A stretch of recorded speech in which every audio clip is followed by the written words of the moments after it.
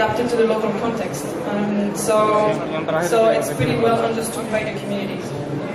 On the other hand, the problem with that fund is that it's limited for the moment to benefit sharing to communities, so it could not cater for channeling benefits to other types of stakeholders. And it's only limited to forest concessions because these funds are created within the forest concessions. And I mean, although it's already an interesting model in terms of governance, there's still a lot of efficiency and to be improved. So what are the lessons learned from our work? So maybe the first lesson is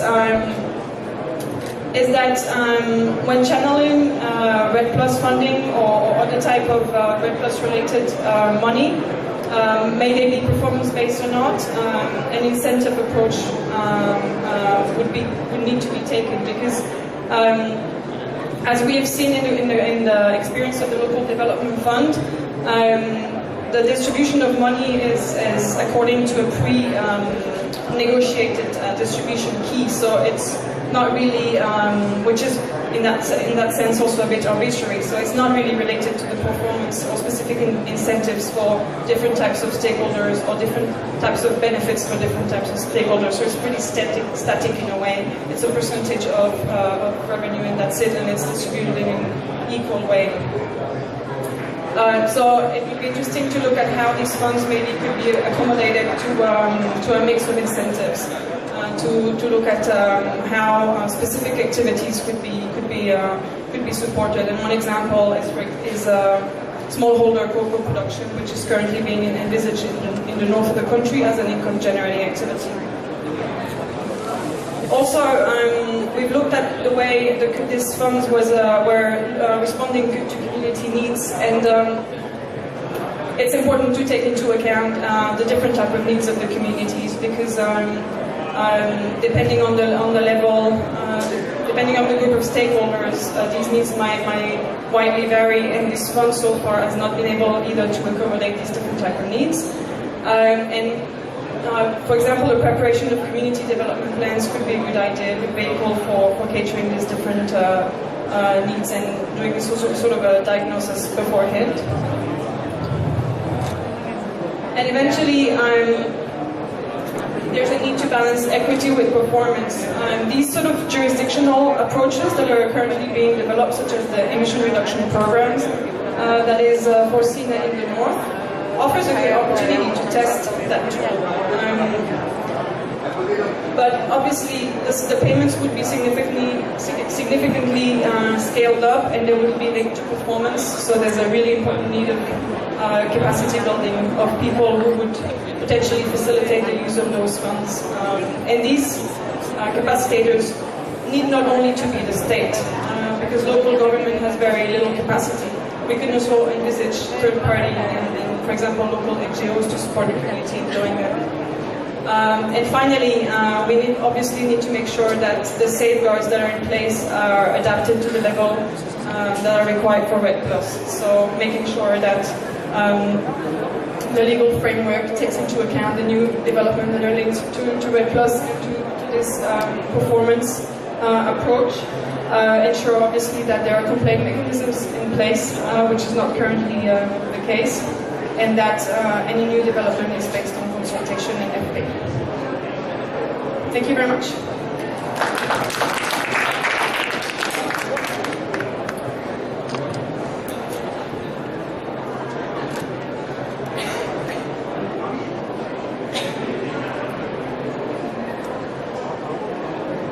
Thank you very much, Adeline, for sharing the case of DRC in Congo. She has shown that this can be built on existing models, but then she pointed it out that there are needs to adapt to the existing mechanism to say when it has to address performance-based issues. Now I would like to turn to Ami Michel, who will be presenting. This is the most intensive research part of the panel. sharing data and findings from 6 countries and different villages and households.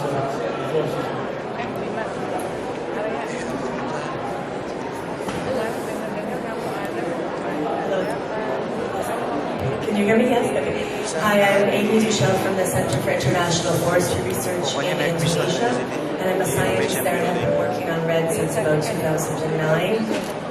Through C4's big global comparative study on REDD, maybe some of you are familiar with it. And today I just want to present two sort of sides of the coin of this benefit sharing issue, and one is taking it from kind of a broad review of former benefit sharing or current benefit sharing mechanisms that may have nothing to do with REDD. Programs like conditional cash transfers, payment for environmental service programs, other FLECT, all kinds of different governance structures that our scientists, a team of scientists did a review of hundreds of these across all tropical countries and came up with some sort of general lessons for national benefit sharing mechanisms to be able to reach down to the local level in efficient, equitable and efficient ways. So as I present some of these summary results, it would be interesting for each of you to think of your own context where these work, or where you work, and how these resonate with you, if this seems to make sense. This is from the review of hundreds of studies. A few lessons for effectiveness. First, this idea of performance indicators. In their review, they found that a lot of these performance indicators that were chosen for the different kinds of projects, whether they were payments for environmental services or cash transfers, were based on, to be efficient, often the indicators were not necessarily very informative. They might be number of visits to a local health center, but no measures of what that actually meant for the health of the people on the ground. Things like this. So the importance of selecting indicators and how challenging that is actually to really measure performance. And the use of existing governance systems to reduce costs. This is, Adeline highlighted this very nicely with these local development banks in the case of the DRC. And this, you can think about this in your own context and how that can work. You know, with a bit of caution about not reinforcing existing corruption measures and maybe elite capture, that, you know, sort of trying to think about how to potentially make REDD a bit transformative in terms of local governance. Involving local government, I mean, needless to say, as the closer you get to the ground, the more people are actually involved. You have multi-stakeholder processes, you have local communities, indigenous people, the private sector at that very local level that can actually, they're talking to each other. And this is really where the change happens, the importance of involving local governments. And this coordination both vertically across sectors and horizontally. And one of the interesting recommendations that came up from this review was the idea of having a coordinating body in the benefit sharing mechanism, with the caution that, you know, not creating too much of a centralized, potentially corrupt body, but this idea of some institution that's actually coordinating across sectors and across levels of governance. Efficiency, this idea of role of intermediaries, and an important example that was highlighted was this National Fund for Forest Financing in Costa Rica that manages their national PES program, Payment for Environmental Service program, which is really important. The issues of addressing scale and actually getting down to the local level in an efficient, a cost-efficient way. Using geographical targeting to increase effectiveness and efficiency. And one of the interesting recommendations that came out of this report was avoiding areas of high opportunity costs. So maybe in the case of Indonesia, it's a little bit complicated, avoiding these areas where you would have to really offset costs of maybe oil palm. My opinion on that is maybe not avoiding those areas, but thinking of special strategies for those areas, because those are often the areas where deforestation is most intense.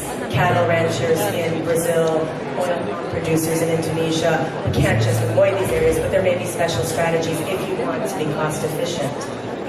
And then clarifying tenure based on the nature of the ecosystem service. Equity, this idea of setting fair payments and payment structures. and actually thinking of the pros and cons of cash payments in different contexts. Most of my experience is in the Brazilian Amazon, and many communities there have told us during our research, please tell these groups to stop giving us cash payments, because by the time we actually travel to the nearest city, open up a bank account, go through all the bureaucracy of accessing the cash, we've actually lost money in the whole deal, because the cash, it's just not enough of a payment, and the cost of everything outweigh this. So please tell them to give us other kinds of incentives and ask for our opinions about these incentives. And then these local perceptions of equity matter, and that again, people are not only motivated by economic factors, but a host of other factors, and paying attention to multiple benefits. And here, focusing on co-benefits and securing rights, and asking people for their local recommendations. I mean, it's just remarkable. I'll show a slide from our very local level research how people aren't actually consulted in a meaningful way about what might actually change their behavior, what kinds of benefits they would like to see. So this is where I go to the very local level of what we've done in 6 countries and 22 subnational RED initiatives, 150 villages and 4,000 households. 6 of those sites are in Indonesia. My Indonesian colleagues are working on this. And what we did was basically in 2010 went to all of these villages and households and had meetings with village groups, women's groups, all households, asking about livelihoods, land use, participation, all kinds of indicators. And then we went back 3-4 years later to ask the same set of questions, and actually also do this with remote sensing methods, to see change over time. And in both livelihood indicators, participation indicators, tenure indicators, and deforestation indicators. And just 2 things that I wanted to highlight for you here today, or 3 things actually. The first is that when you actually get to the ground level at these RED sites, the presence of performance-based payments is very limited. You actually have a big mix of interventions. So this is the number of interventions in the different countries and divided by category. So enabling conditions are the activities that are really important for RED readiness: tenure clarification, environmental education. Disincentives are the classic command control. That's been very important in Brazil for reducing deforestation, just environmental fines, and they fly over the Amazon with helicopters and actually are measuring deforestation. This has been important. We see it also happening in Indonesia in a different way. This regulatory measures are part of the package. And then incentives. There's a diversity of incentives that we found at the sites where we work, but most of those are not actual cash payments. Those are many different kinds of other measures to enhance livelihoods and potentially make land use behaviors more sustainable, I would say. Some of the tenure security outcomes. So it's hard to see the colors, but on the left is the data from 2010, and on the right is the data from 2014. And this is essentially the percentage of hectares of land at this household level, remembering that we're talking with 4,000 households, 4,000 farmers, and asking them about their tenure security change over time. And interestingly, in Cameroon and in Brazil, the security of agricultural lands in Cameroon and the security of forest lands in Brazil, in Cameroon the security went up over time, in Brazil the security went down over time, but where tenure clarification was a major priority in both of those cases, those households reported higher tenure security over time. Very interestingly, in Indonesia, tenure security on both agricultural and forest lands was perceived as more secure in 2014 than 2010, but not related to any sort of land zoning or tenure clarification type activities on the ground. So maybe the panelists and others who know the Indonesian context might know why that happened. Why do people think their tenure is more secure now than they did 4 years ago in these villages? And that's very important for benefit sharing. If people don't have secure rights, this will affect how benefits are distributed. Participation outcomes are also very important. This is what I was referring to before. In 2010, when we were asking people if they were aware of the RED interventions in their villages, the women's group were less knowledgeable than the men's groups, or the mixed village groups, and the households were less knowledgeable also. The remote households had never heard of things. They may have not gone to meetings. But then when we went back 4 years later, we found that actually people were aware of the initiatives, and it's pretty even over the village groups, the women's groups, and the households that we interviewed. But importantly, participation had increased, in the villages and women's groups and households, but it was much lower for women than for these mixed groups. And so this importance of involving women, and I would say also, when we look at the kinds of participation, most of the people who were participating were going to a meeting about the project and just listening to the project. That's how they participated. They didn't actually have any chance to say, give any feedback or give any ideas of the type of benefit sharing mechanisms that were being implemented. So a few take-home messages for the design of national red benefit sharing mechanisms. The effectiveness depends on governance. It depends on rigorous monitoring, but again, how are you going to define the indicators for performance, and how are you going to really involve local people in that process?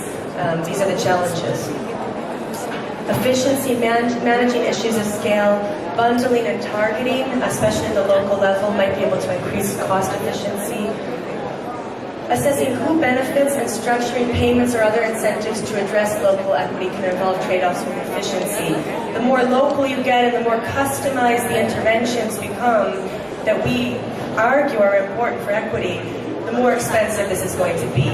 When you consult local people, every consultation and all the feedback and all of this customization really does take time and money, and budgets need to be able to account for this.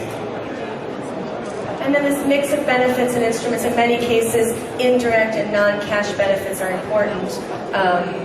And as I said before, sometimes cash benefits, people don't want those. So it's really important to understand the local context. And an inclusive multi-stakeholder process is critical for ownership across multiple levels, legitimacy and sustainability. There are wonderful examples of this where I work in the Brazilian Amazon of multi-stakeholder processes at the subnational jurisdictional level, so at the province and district, state, municipality, that level, you can really start to see some very interesting multi-stakeholder processes that involve many actors, including local communities, in defining these mechanisms. So thank you very much. Here are some links to our work, and I encourage you to please get in touch with us if you have any questions. Thank you so much.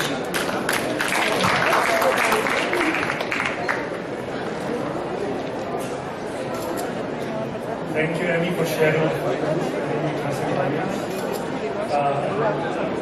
think we like the way you structure into the notion of efficiency, effectiveness, and equity. We open the floor for questions. I think 3-4 questions, very short and concise. The lady in red. 4.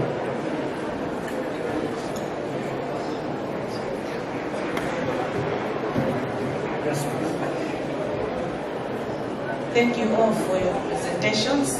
I'm Judith Kamoto from Malawi. I would like to learn from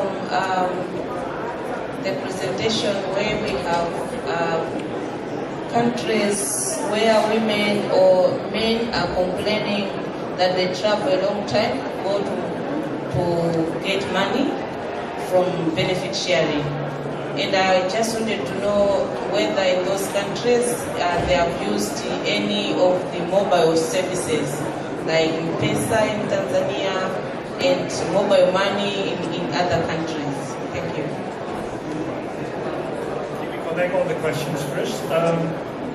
Sorry, yes. And then you. Hi, I'm Steve Epstein from the BBC Media Action. I have a question for the panel about how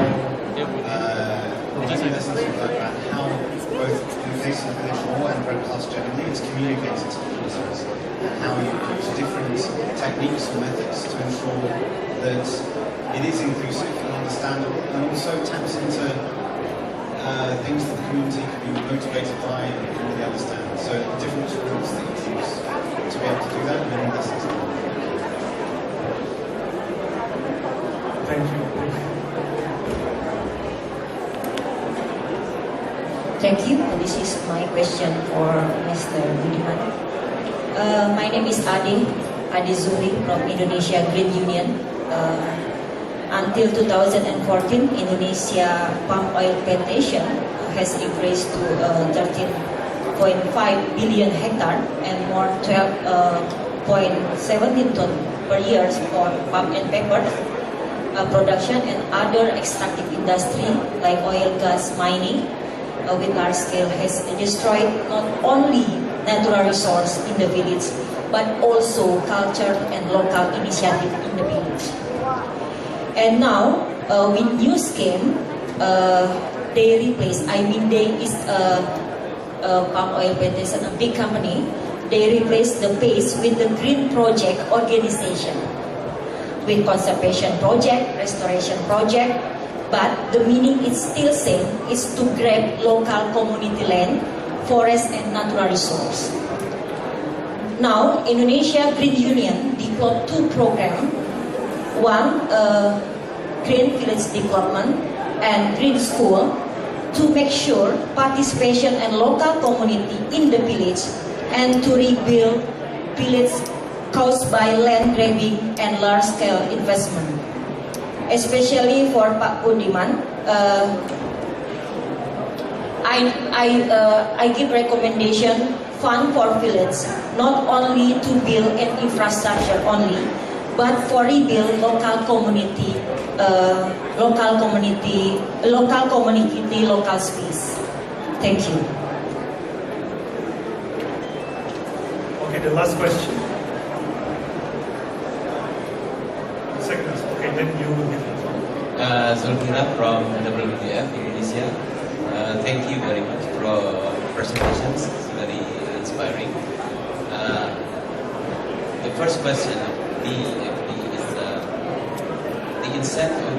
Where is the basis of incentive? Yeah, whether because the community promised to develop something and it makes sense, or incentive because the community already produced something. Yeah. Then what is the indicators of measuring on that? Yeah. Now the second question is, incentive of course is very important, yeah, to alleviate the improvement of the village development. Yeah. But then the next step, even more important, yeah, what the use of incentive? Is it really to improve the local development, village development, or is it just go for consumptive needs of the community? Yeah. So whether there are lessons from Como, for example, as well as from Indonesia, yeah, whereby the successful next phase of incentive already occurring for lessons. Thank you. I think the question is well taken now. Please. Thank you very much. My name is Arianish from Ethiopia. My question goes to Adi. From your point of presentation, you mentioned that the forest sector of Congo is when the most regulated and advanced. So, how do you face currently the livelihood demand of the forest that you face?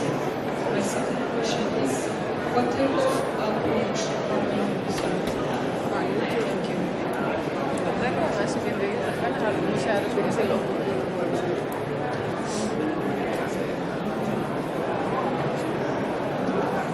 Yes, we have a lot of questions.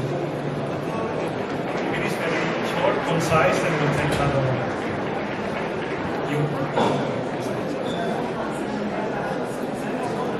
Okay, thank you very much for your nice presentations. I think it's formative presentation. My name is Yamlaksra, I'm from Ethiopia. My question is goes to Andrew, if I'm not mistaken, Andrew. I am really wondering about the local development fund in Congo.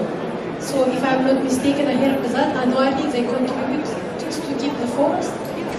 annually they contribute. So I'm wondering, and I would like to know the mechanism or the system, how this community can contribute just to protect the forest.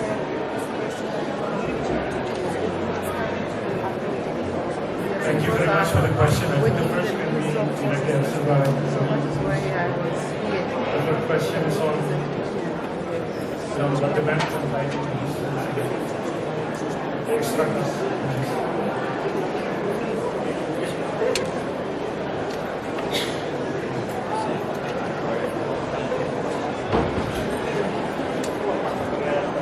Maybe I just heard 3 questions that I think I can respond to, and then I'll pass the microphone down. I think the first one is from this colleague from Malawi.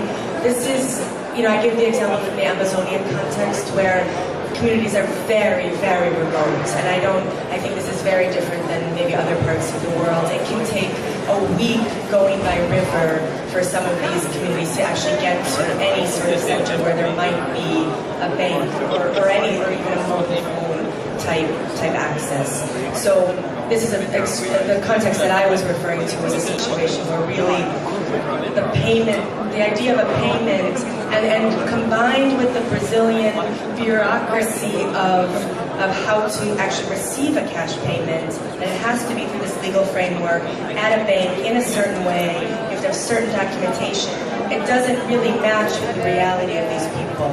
And so that was when they were saying, can we think of something else to incentivize us to not cut down forests? But I think this would be interesting to hear about this Tanzania idea in a different context. And then this new direction, I'm sure Pakuriman will talk more about the idea of communicating RED. But I think what we've seen in our research on sort of knowledge of the initiatives and participation in the initiatives is that people really do not understand these concepts when they're presented. I mean, they're often presented in very technical ways. I mean, think of all of us, we're here, we're in the part of this international community, and it's very hard to understand what RED is. I mean, think about the first time you were learning about RED Plus and carbon markets. I mean, it took me a long time to really understand what this meant and how it could work. Imagine people who don't have a very different reality and are connected to the land in a very different way. So I guess what we've seen, we're not necessarily communicating RED because we're sort of studying how RED is being communicated, but I think the best cases are when you actually involve leaders from the community or educators from the community in translating these concepts. So those are the cases that I've been most inspired by, where actually NGOs and communities are working together to develop the messages for these concepts to bring those then to the broader group of people. Those are the most interesting cases. And then finally, this idea of incentives. I think from the colleague from WWF, I think the incentives that we're looking at, they're both incentives to compensate people for other things that are being taken away from them. I think in the case that we've seen, there's a lot of this push for the end to shifting cultivation or Swidden agriculture, and that's very, very tough for communities who have relied on that system for decades.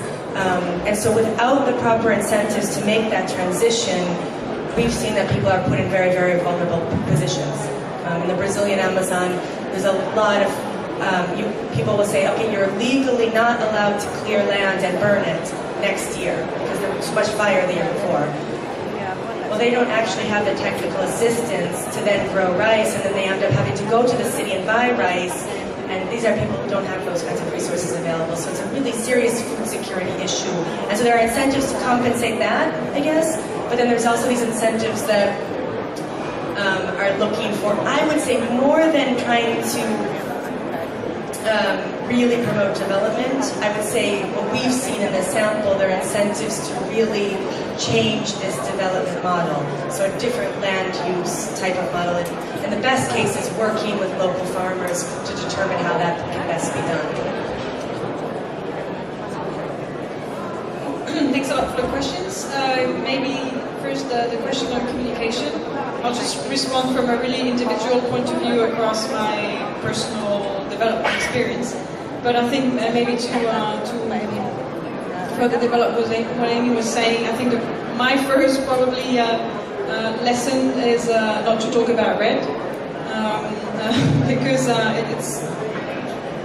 it doesn't translate in anything easily for communities. It's very difficult to explain, and it's usually more confusing than anything else. So I would rather, I mean, in our experience, what we've always tried to do is really to target the individual interest of the specific stakeholders we are working with. So if it's, for example, slash and burn agriculture or wood energy, while concentrating the communication and the discourse on that specific practice and some of the environmental impacts that are related to that practice, or social impacts that are related to the practice, but that people can directly relate to. So, for example, the disappearance of a specific food supply in the forest, or loss of soil fertility because of a certain practice. Like, think really concrete things, and not necessarily link it to carbon emissions or that sort of other things which really don't have much value on the ground at this stage. I think it's also very important to understand everyone's interest in the process and in specific activities that one wants to implement, and we found in our experience that in many cases it's very important to take into account trade-offs for local leaders or for a certain group of stakeholders, such as women or the youth, and really try to see to appeal to those specific interests in the communication strategy. Obviously, the use of local facilitators is really important, trying to find some educated people in the village, in the communities, professors, people working at the church, whoever has a higher level of education, and that can be used as a facilitator and a communicator, and who's staying on the ground to further disseminate and can be a point of reference for the community. And maybe in terms of tools, it's really interesting to investigate innovative communication tools. In our experience, for example, we worked in community in the DRC with songs, working with a local orchestra to compose and play a song on the music of a traditional song from the area and song in local language. And that proved really great to disseminate, obviously, very general messages, because it's difficult to explain detailed things through singing, but at least for like broad communication messaging, it was really worked really well. On the two questions from the ladies from Ethiopia, thanks a lot. Just to clarify, the local development fund in the Congo at the moment. So I mentioned, yes, it's from our literature review, and these are the most developed across all sectors in the country. So that's why we decided it was an interesting example to further look at, because their existence is written in the forest code, the way they're working, the contribution, the compulsory contribution from the companies, all that is in the law, so it's pretty well complied with.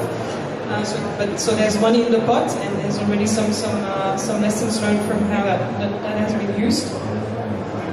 But it's essentially, so far, it's only a compensation mechanism. So it's a compensation mechanism for the loss of access to natural resources by the communities who lived in the concession area. So it's not actually incentivizing anything. It's just compensating, and that's one of the limitations of it. And I suppose that's also why the country wants now to move towards developing REDD+ activities, developing a REDD+ strategy. It's developing in an area an emission reduction program to try to embed incentives within their policies and go beyond that compensation, but incentivize activities to reduce, for example, slash and burn agriculture. And one of the examples that I put up on the slides was they're thinking about mechanisms to incentivize small-scale cocoa production, for example, to increase local revenues, but there's many other examples. So for the moment, there's no, I mean, this local development fund does not cater for incentives to protect the forest at the moment. But hopefully in the future, and that's what we have been looking at, it could be used as a channel to trigger funding and activities that go into that direction. Yeah, concerning the issue of the communicating the ideas of the benefit sharing and preserving the environment, actually we can use technology. We already practice it in some areas, in remote areas in Kalimantan, in Borneo. There are some villages in remote areas that we can give them the big picture of their existing environmental conditions by training them to operate, even to make drone by making participatory mapping through drone, and by taking some pictures and data from drone that we can find over 1 hour. It covers around 500 hectares of their own villages. Only 1 hour. By taking up data, and we make some thematic and visual mapping. And then thematic mapping. By identifying some areas for forest, and paddy fields and river, and they can identify the protected areas, and they put those data as the reference for the people to get involved in the deliberative process. By coming to agreement about the size or the scale of the protected areas, they can also submit the benefit sharing they can get from the state fund, from the village fund allocated by state. So by putting the data as the reference, as one of the reference in the deliberative process, we minimize and reduce the polemic or the pro-cons that based on subjectivism.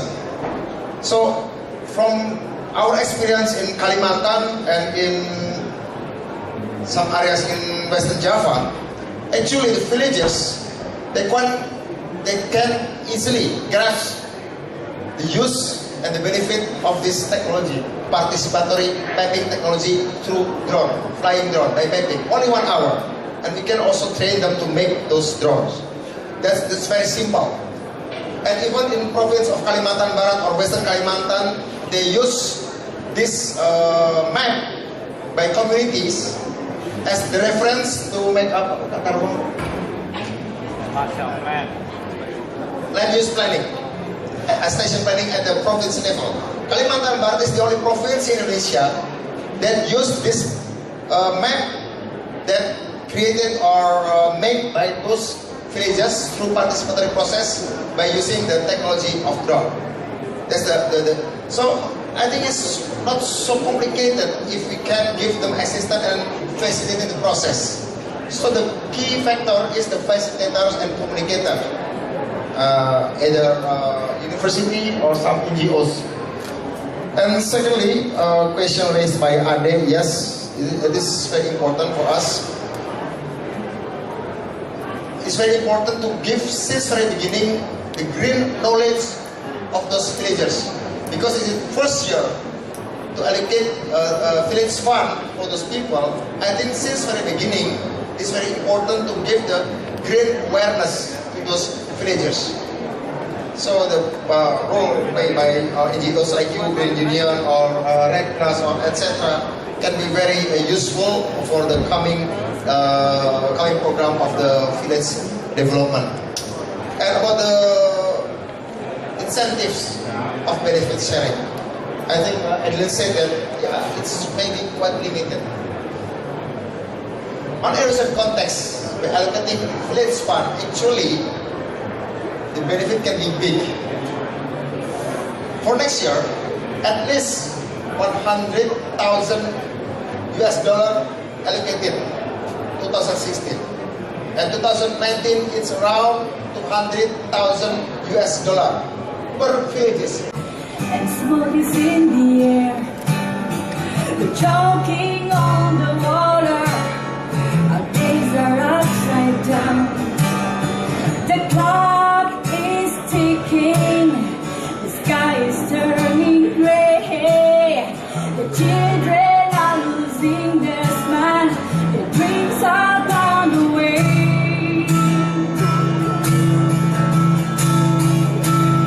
If we don't believe it, if we just ignore it, let me tell you something, we will not survive it.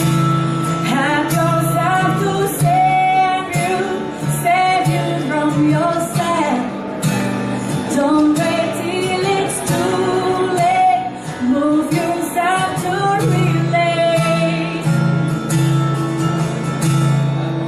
The chain is free.